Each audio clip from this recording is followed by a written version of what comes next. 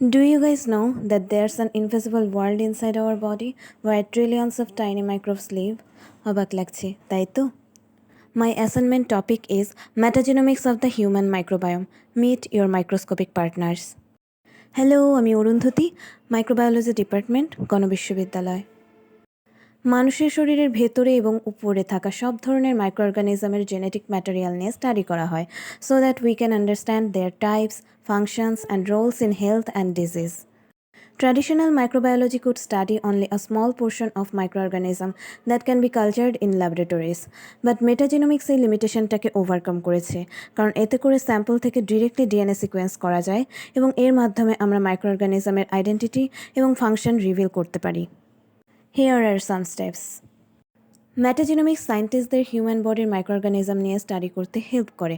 তাছাড়া এটি আমাদের ইমিউন সিস্টেমকে বিল্ড এবং রেগুলেট করতেও সাহায্য করে। ম্যাটাজেনোমিক্স বিভিন্ন ক্ষেত্রে অ্যাপ্লাই করা যেতে পারে, যেমন নতুন অ্যান্টিবায়োটিক বা প্রোবায়োটিক খুঁজতে, ডিজিজের মাইক্রোবিয়াল কজ আইডেন্টিফাই করতে, মাইক্রোবায়োম এবং ক্যান্সারের রিলেশন আইডেন্টিফাই করতে, মাইক্রোঅর্গানিজমের রেজিস্ট্যান্ট জিন ডিটেক্ট করতে। এছাড়া মোস্ট ইউজফুল অ্যাপ্লিকেশন হচ্ছে কোনো ব্যক্তির মাইক্রোবায়োমের ডিফারেন্সের ওপর ভিত্তি করে তার ট্রিটমেন্ট করা। তাছাড়া এটা যেমন আমাদের হেল্প করে, তেমনই এর জন্য আমাদের কিছু চ্যালেঞ্জ ফেস করতে হতে পারে, যেমন হিউজ ডিএনএ ডাটা অ্যানালাইজ করা একটু ডিফিকাল্ট হয়ে পড়ে। এছাড়া এমন অনেক মাইক্রোঅর্গানিজম আছে যাদের ডাটা স্টিল আনরেকর্ডেড। ম্যাটাজেনোমিক্স নিয়ে অতীতে কিছু গুরুত্বপূর্ণ প্রজেক্ট রান করা হয়েছিল এবং এখনও হচ্ছে, যার মধ্যে হিউম্যান মাইক্রোবায়োম প্রজেক্ট একটি। ওভারঅল ম্যাটাজেনোমিক্স ইজ দ্য কি ফর আন্ডারস্ট্যান্ডিং হিউম্যান হেলথ।